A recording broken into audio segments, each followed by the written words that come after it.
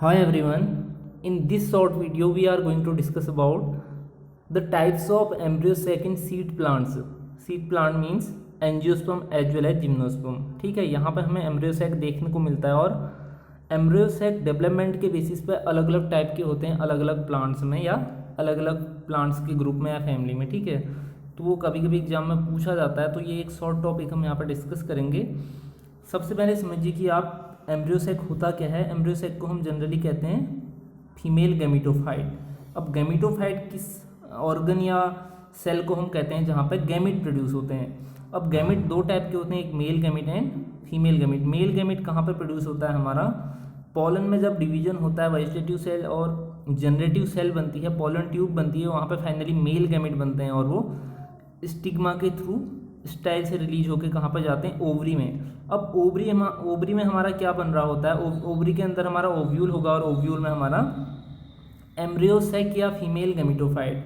Embryo sac इसलिए कहते हैं क्योंकि वहाँ पर जो एग सेल है या फीमेल गैमेट है वो फर्टिलाइज होकर एम्ब्रियो ही बनाएगा, इसलिए एम्ब्रियो जहाँ पर रहेगा उसे कह देंगे हम एम्ब्रियो सैक। ठीक है, क्योंकि एम्ब्रियो सैक में अदर टाइप की सेल भी होंगी ना, जैसे कि endosperm cell, central nuclei, antipodal cell, लेकिन वहाँ पे एक गैमेट तो सिर्फ एक है, एग सेल। ठीक है, इसलिए वहाँ पे जो एम्ब्रियो बनेगा एम्ब्रियो सैक उसे हम इसलिए कहते हैं।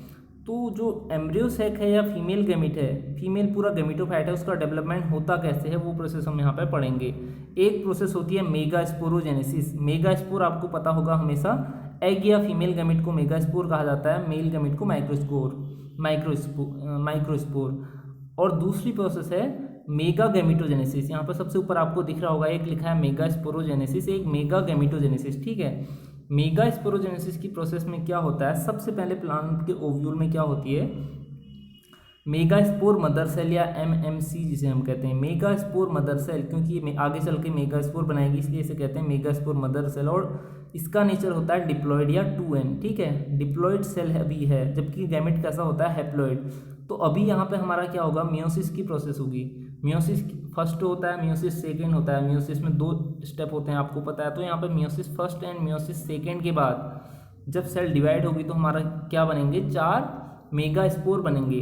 और 4 मेगास्पोर में से केवल एक ही हमारा मेगास्पोर फंक्शनल होगा, बाकी 3 डीजनरेट हो जाएंगे। ज़्यादातर प्लांट्स या जनरली ऐसा माना जाता है। ठीक है, सभी में ऐसा नहीं होता, लेकिन जो सबसे कॉमन टाइप का डेवलपमेंट है उसमें 3 सेल हमारे डीजनरेट हो जाएंगे, मेगास्पोर आके चल के एक फंक्शनल मेगास्पोर आके चल के फीमेल गैमेटोफाइट मैच्योर बनाएगा।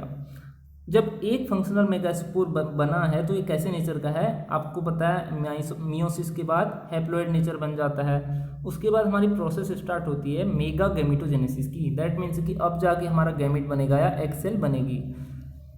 तो इस फंक्शनल मेगास्पोर में हमारे 3 माइटोसिस होते हैं। फर्स्ट माइटोसिस में एक न्यूक्लियस से 2 न्यूक्लियस बना। देखिए यहाँ पे अभी सेल डिवीजन नहीं हो रहा है, सिर्फ न्यूक्लियर डिवीजन हो रहा है। फर्स्ट माइटोसिस में एक सेल से एक न्यूक्लियस से 2 न्यूक्लियस बने, देन 2 से 4 और 4 से 8। ठीक है, जब 8 न्यूक्लियस बने तो यहाँ पे सेल वॉल फॉर्मेशन होगा केवल 6 न्यूक्लियस में। 3 सेल हमारी मिलके बनाएंगी एक एंटीपोडल सेल। ठीक है, 3 एंटीपोडल सेल होती हैं, एक एग सेल होती है बीच में। माइक्रोपाइल एंड जो होता है, अभी मैं आपको दिखाऊंगा उसका स्ट्रक्चर। एक होता है माइक्रोपाइल एंड, एक चैलेजल एंड। ठीक है, माइक्रोपाइल एंड पे क्या होता है, हमारा एग सेल और एग के साथ क्या होते हैं, सिनर्जिड। जबकि अपोजिट चैलेजल एंड पे क्या होता है, 3 एंटीपोडल सेल होती हैं और बीच में जो 2 न्यूक्लियस हैं अभी वहाँ पर सेल वॉल फॉर्मेशन नहीं हुआ है। ठीक है, तो इस तरीके के डेवलपमेंट को हम कहते हैं मोनोस्पोरिक डेवलपमेंट। डेवलपमेंट के बेसिस पे कितने तरीका का डेवलपमेंट होता है, तो मोनोस्पोरिक डेवलपमेंट इसलिए इसे कहा क्योंकि सिर्फ यहाँ पे एक फंक्शनल मेगास्पोर से वहाँ पे एक न्यूक्लियस था, वहाँ से डिवाइड होके पूरा मैच्योर फीमेल गैमेटोफाइट बना। और इसे हम कहते हैं most common type of female gametophyte या पॉलीगोनम टाइप, क्योंकि ये पॉलीगोनम के प्लांट में देखने को मिला है।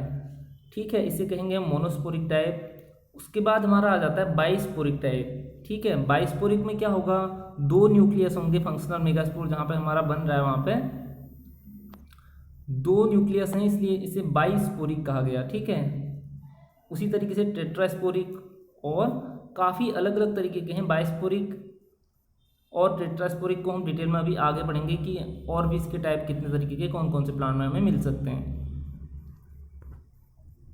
तो यहाँ पे दिया है डिफरेंट तरीके के, जैसे कि एग्जाम में पूछा जाता है, ठीक है, 7 सेल्ड 8 न्यूक्लिएट, वो मैं आपको बताता हूँ। सबसे पहले टाइप का है वो है पॉलीगोनम टाइप, जो हमने अभी पढ़ा, उसको कहते हैं मोनोस्पोरिक या 8 न्यूक्लिएट 7 सेल्ड। 8 न्यूक्लिएट 7 सेल्ड कहने का मतलब क्या है, आपको यहाँ पे 8 न्यूक्लियस दिखेंगे, 3 एक इन पे, 3 एक इन पे, और बीच में 2 पोलर न्यूक्लियाई, ठीक है, इसलिए इसे हम कहते हैं मोनोस्पोरिक 8 न्यूक्लिएट 7 सेल्ड। उसके बाद ओनोथीरा टाइप का आता है, वो भी मोनोस्पोरिक है, एक ही फंक्शनल मेगास्पोर से डेवलप हुआ है, और उसे हम कहते हैं